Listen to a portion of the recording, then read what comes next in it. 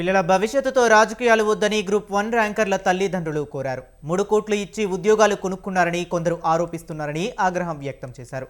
అసత్య ఆరోపణలతో మనోవేదనకు గురి అవుతున్నారని పలువురు తల్లిదండ్రులు ఆవేదన వ్యక్తం చేస్తూ కన్నీళ్లు పెట్టుకున్నారు.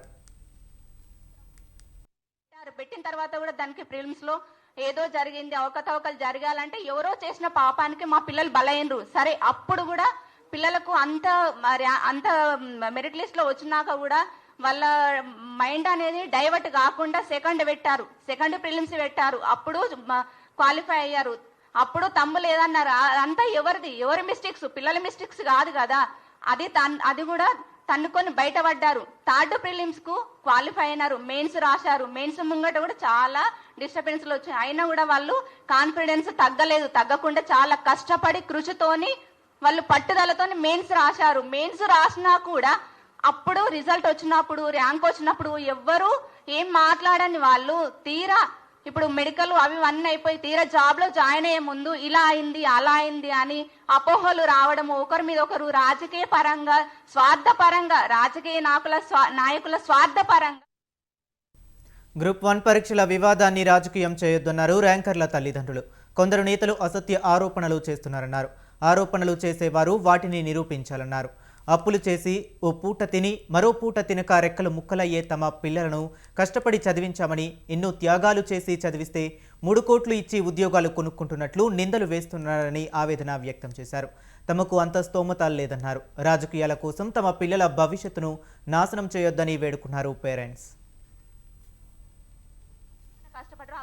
కష్టపడి ఇంత ర్యాంక్ తెచ్చుకోండి బాబా అని 10th ఎగ్జామ్స్ అయిపోయిన పిల్లల్ని కూడా పిలిచి మరి వాళ్ళకు పరిచయం చేసిండ్రు. ఇలా కష్టపడండి, ఇలా చదవండి, ఇలా మార్కులు తెచ్చుకోండి, ఒక మన వ్యవస్థకు అనేది మార్చుదాము అని.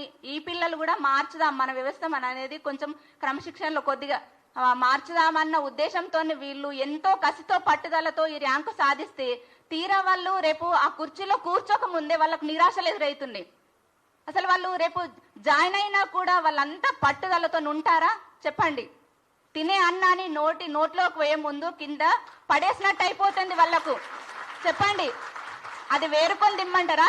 ఆ అన్నం కింద పడ్డ అన్నాన్ని వేరుకొని తింటారా? ఆ వేరుకొని తిన్నా మళ్ళీ ఎగ్జామ్ పెట్టాలి అని అంటున్నారు. సపోజ్కి న్యాయ వ్యవస్థను నేను తప్పు పట్టట్లేదు, న్యాయానికి ఎప్పుడు అభినందనలు. మేము అందరినీ గౌరవిస్తాం, మీడియా వాళ్ళని గౌరవిస్తున్నాను, న్యాయ వ్యవస్థను గౌరవిస్తున్నాను. కింద పడ్డ అన్నాన్ని మళ్ళీ తిరిగి తినండి అంటున్నారు, రాయండి అంటున్నారు. 3 సార్లు ప్రిలిమ్స్ రాసి, మెయిన్ ఎగ్జామ్స్ రాసి, రిజల్ట్ వచ్చి, ర్యాంక్ వచ్చి, మెడికల్ అయిన తర్వాత నమ్మకం లేనిది రేపు ఎగ్జామ్ పెట్టి నమ్మకము, మళ్ళీ ఎగ్జామ్ పెట్టి క్వాలిఫై అయినాక నమ్మకం ఉంటుందని గ్యారంటీ అని చెప్పండి. ఏ రాజకీయ నాయకులు దీనికి అండగా ఉంటారు చెప్పండి? రాజకీయ వ్యవస్థలో వేసుకోండి, విద్యార్థుల మీద రుద్దకండి దయచేసి. నేను ఏ పార్టీని ఉద్దేశించి మాట్లాడటట్లేదు. నా పిల్లల భవిష్యత్తు గురించే, ఇక్కడ ఉన్న అందరు తల్లిదండ్రుల పిల్లల భవిష్యత్తు గురించే మాట్లాడుతున్నాము. ఇది ఒక్కటి మాత్రమే పరిగణించండి. మీరు ఏ పార్టీలు ఏంటి అని నేను ఎవరిని తప్పు పట్టట్లేదు. నేను నా బాధతో, నా పిల్లలు, ఇక్కడ ఉన్న ప్రతి ఒక్క పిల్లలు తల్లిదండ్రుల బాధతో అంటారు. 3 కోట్లు అంటున్నారు. 3 కోట్లు కాదు, 30 లక్షలు కూడా బ్యాంక్ బ్యాలెన్స్ చూపించండి. ఎవరినో ఉద్దేశించి మాట్లాడట్లేదు. ఈ 3 కోట్లు అనేది ఎంత, అసలు పిల్లల్ని సంస్కారంతో పెంచి ర్యాంకులు సాధించి పట్టుదలతో సాధిస్తే ఇవాళ ఎంత దౌర్భాగ్య స్థితి. 3 కోట్లు పెట్టి ఎగ్జామ్ వచ్చిండు, జాబ్ వచ్చింది అంటే అది ఎంత తలదించుకోలేని పరిస్థితి. రోడ్డున పడ్డట్టు అనిపిస్తుంది. తప్పు చేసి రోడ్డు పడినట్టు కాదు, ర్యాంకు తెచ్చుకొని మా పిల్లలు మేము రోడ్డు పడినట్టు అనిపిస్తుంది. మా బాధలు అర్థం చేసుకోండి. ఈ విషయాన్ని మీరందరూ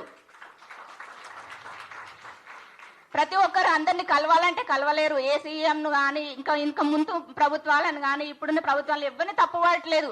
వ్యవస్థ అనేది, సిస్టమ్ అనేది మారాలి. ఇప్పుడు ఇంతకు ముందు పిల్లలు, ఇప్పుడు మొన్న 10th అయిపోయిన పిల్లలు, ఇంతకు ముందు పిల్లలు, మా ఫ్యామిలీ పెద్ద ఫ్యామిలీ, మా పిల్లలందరికీ మా బాబుని ఆదర్శంగా చూపించిండ్రు. ఇలా చదవాలి, ఇలా రాయాలని. రేపు పిల్లలు ఏమనుకుంటారు? మా బాబుకి జాబ్ వచ్చినా కూడా గవర్నమెంట్ జాబ్ అనేది నమ్మకం పోతుంది. గవర్నమెంట్ జాబ్ నెక్స్ట్ నోటిఫికేషన్ పడ్డాక ఇంతమంది అటెంప్ట్ చేస్తారన్న గ్యారంటీ నాకు లేదు. అలా బాధ అనిపిస్తుంది.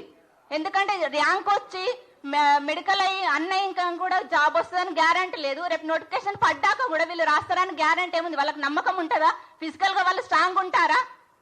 ఇది 4th time. Prelims 3 times, mains 1 time, 4 time. వాళ్ళ మైండ్ అంత ఉంటుందా?